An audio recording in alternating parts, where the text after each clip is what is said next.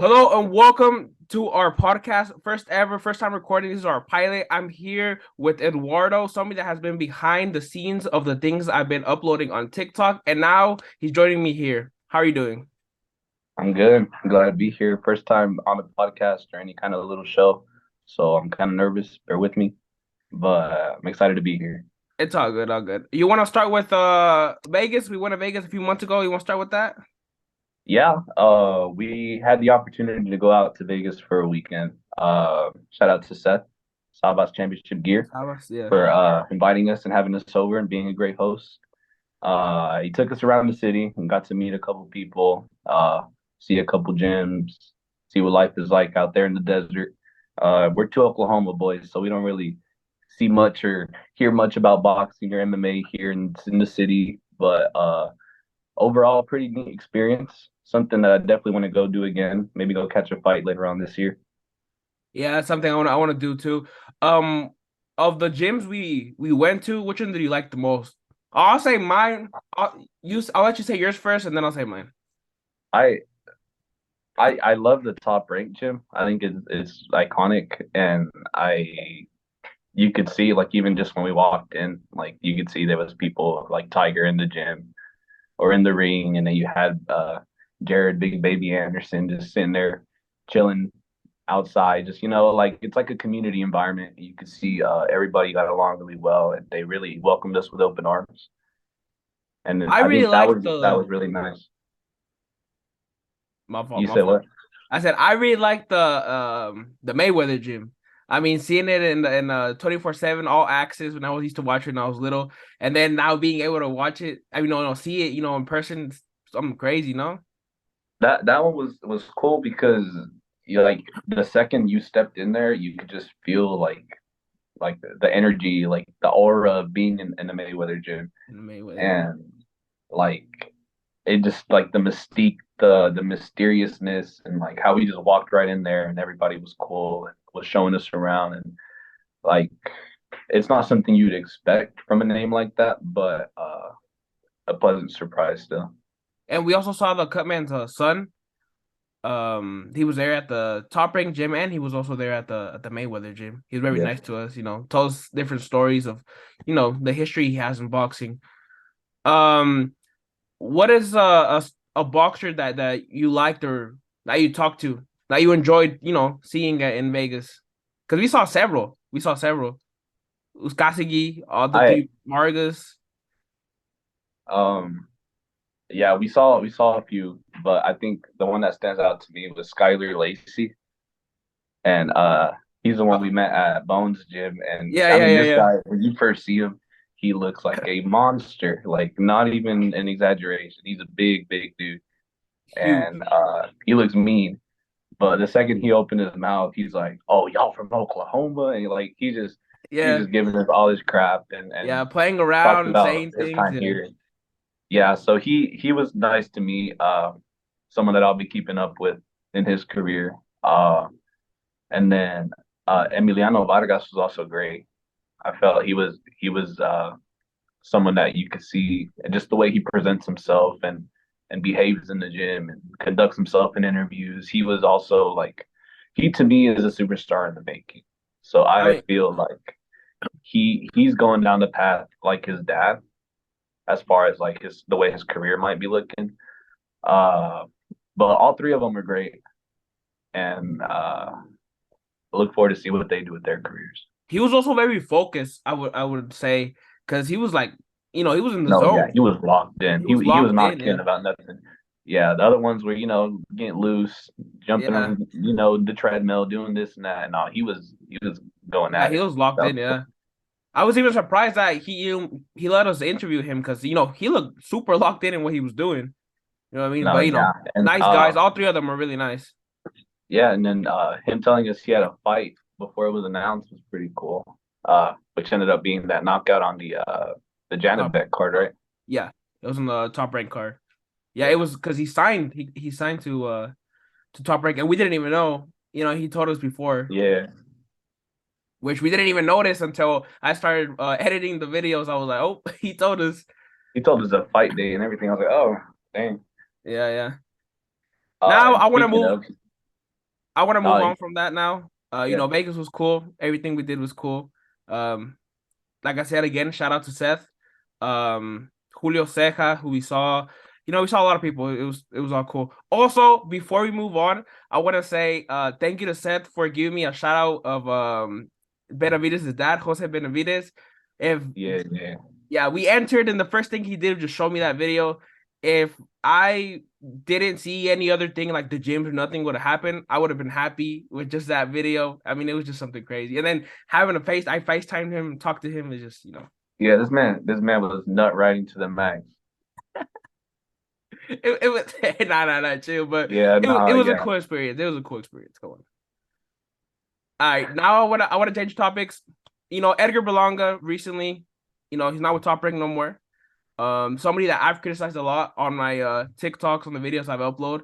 I've said a lot of things about him. Oscar De La Hoya's going for him. Eddie Hearn is too. What do you think about it? I don't know.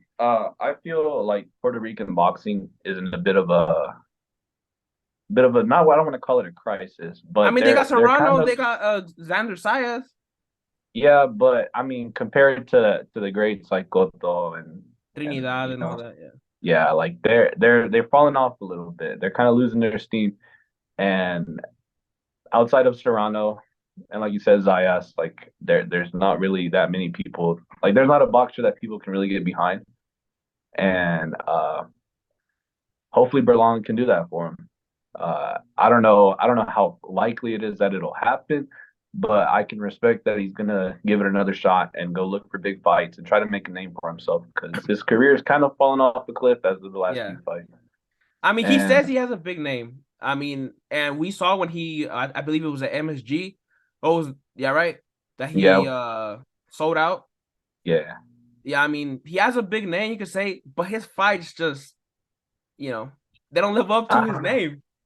he he did have a lot going for him early, but boxing is one of those things that one bad performance, two bad performances, you take a loss you shouldn't take, and you kind of forgotten about in the grand scheme of things.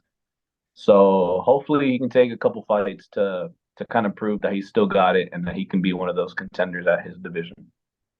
Who would be better, you think, for him to go to Eddie Hearn or for him to go to Oscar De La Hoya? I mean, Or what fights can you make up at with Golden Boy? I mean, Munguia, Munguia? I mean, that's a big fight. I that's mean, a because huge Munguia fight, hasn't but even outside of that, presented himself either. yeah, that's right. What's his record? 40 something and like what, one, two? And Yeah. I mean, he has nothing to show for it, really. He should be multi-division champion, talking about undisputed, but we're still watching him fight tomato cans and bus drivers. Like, I mean, talking about that 160 division, it's horrible because they have really good big names, but they don't fight each other. yeah. So I mean, it's one of those things. Like you saw, was it Clarissa Shields called out the men yesterday on Twitter? She was talking about how the women are the ones stepping up and making the big fights. And to be fair, I kind of feel like the women have to because they're at a disadvantage. And but they've done a really good job with their model. They've emphasized the 2 minute rounds, and it's brought incredible action all across the board from the biggest like Serrano Taylor to the undercards. Like I was watching the DAZN undercard, uh, and there was some pretty good boxing in there. It was I can't remember who she fought, the Ali fight in the undercard. I mean that was a good performance for 10 rounds, and I mean, but they also have an advantage because they go six. They're like 6-0, and they already get title shots. yeah, no, I mean it's still because it's so new, it's so fresh. Like these stars like Sky Nicholson for DAZN, like that are just coming up, like they're being presented as I mean it's like the first prospects that really exists because no one's really paid attention to women's boxing in forever. Yeah. Uh, so it's all new brand names, brand new faces, all this. They're just kind of building up the division as they go, but it's working because they're fighting each other. People are putting the recognizable names against each other. Like we had Bumgardner and Michaela Meyer. That was yeah. That was a good fight. Good fight. Like Clarissa Shields, Savannah Marshall, another big fight. Toronto. Obviously we're getting Taylor and Serrano too. you know. So it's one of those things where, and I saw Shakur Stevenson took offense to it, but I mean it's true. Yeah. It's true. No, if they would put pride and money aside and start fighting for what they're supposed to be fighting, And we especially would be since seeing growth. Shakur's gonna come back and fight versus Yoshino, I believe.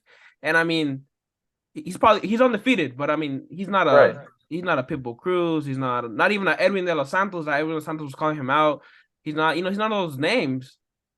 Every time that we get a fight from like a Shakur Stevenson or a Tank, you always think the next fight's the big one. Yeah. And it's a cycle. You go through the camp, you get the fight, they win, and it's like, all right, it's time to make the big fight.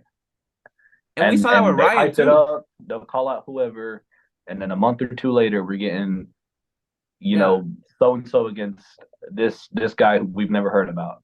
So it's one of those things. Like we just had Navarrete fight on Friday actually, and he had Valdez lined up, and what happened there? They gave him Wilson. Yeah, fell through, and I mean Wilson put up a great fight, but Yeah. you're telling me Short you would notice. have rather seen Valdez in there? Yeah, that I mean that would have been, two Mexicans. So that would have been big. Exactly, those are big names. That's a big fight. Both of them are proven, and unfortunately, I mean we got a great fight, one of the best on we'll see this year probably. Yeah. No, Um, Wilson put up a fight. That man yeah, can that fight. that one really threw me for a loop. I wasn't able to watch live, but I stayed off and didn't watch and didn't get any results from social media. And wow, I mean that's what boxing should be. Going into that fight, do you think they gave him a little bit more than 10 seconds to recover or not? Because that's a Yeah. big thing. No, yeah. Everybody's saying, it's a whole mess, Outside, I mean, I understand the standing eight count because he was up early, but you're telling me you fumbling with the gloves and the mouth guard, like, no, come on. Like we're stretching it out a little bit. And But his corner told him to throw the mouthpiece. I mean, yeah, yeah, it's I know. just I mean, they yeah. knew what they were doing. And I mean, it worked out. He got through the round, came back, worked his way back in it. Eventually, those body shots did enough to wear him out, and he got him out there in the ninth. I mean, Navarrete a good fighter. He has an awkward style, a really, really weird style, but he's a good fighter. I thought his power wasn't really gonna go into 130 because it's different. It's a different thing. Even if it's 5 pounds, 6 pounds, it's a whole different No, I ball. agree. There's people that are normally heavier that feel more comfortable fighting it that way, so they'll go down. And I mean, he'll feel it. It'll be like Bivol and Canelo. Yeah. That I mean, it does make that much of a difference in one simple division. Uh, but I mean, Navarrete has always been a fighting champ. So if it's a new challenge for him and he's willing to take it on, I'm excited to see what he does with it. Him and Valdez, like we said, it's gonna be a big fight, huge fight.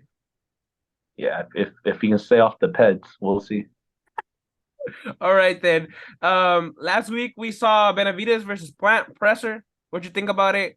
I saw big reporters like Dan Rafael said that they turned it off, that they just didn't want to watch it Yeah, because they were yeah. just, yelling at each other. What did you think about it? I I can appreciate the the effort from both fighters and trying to create the big fight that it is.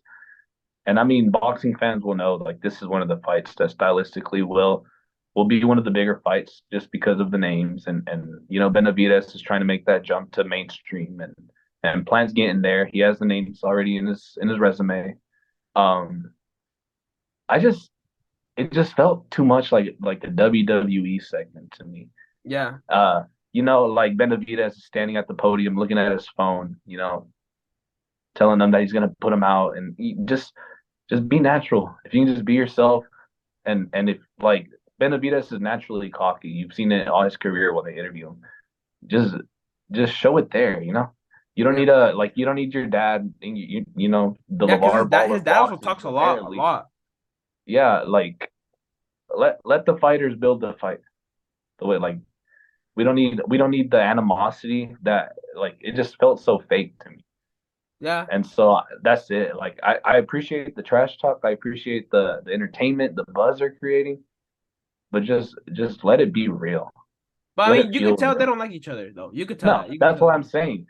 But like the way that they were going about it, like Plant was like, dude, like he wasn't even engaging or anything because he's Yeah. like, you sound so dumb. And like I get Plant's trying to be the professional, the good guy. But I mean, And he also Benavidez said is, that I won't be on weight and I'm not gonna be positive of cocaine. I mean, yeah, I know. No, yeah, that's see that I that like. pissed off Benavidez. I mean, I Yeah, I understand, yeah. but No, from that's I both ways, mean, Plant saying that they said something about his daughter, which is that's something you yeah. also don't go into. So it's just a lot of No, I feel like David is more than capable of fighting his own battles, and he should be allowed to do that. Just so that people can see who he really is. Because he's one of those guys, like he's called the boogeyman of boxing for a reason. yeah, If you keep up with the sport, you know who he is and you know what he's capable of. But there's a lot of new eyes that are probably going to be watching on March 24th, and this is an opportunity for them to show who they really are. And I mean, it worked out for Plant against Durrell. yeah, Coming off like it was a bad look against Canelo. The scrap at the press conference and all yeah. the He trash got talk. cut and And stuff. if Yeah, you piss Canelo off, you probably did something wrong. yeah, And so he kind of proved to the world that he's not that guy against Durrell. And he fought his battles and he proved himself to be a pretty good boxer. And so I feel like it's time for Benavidez to do that in this fight. I mean, this is a fight that it's either gonna build Benavidez or it'll break him.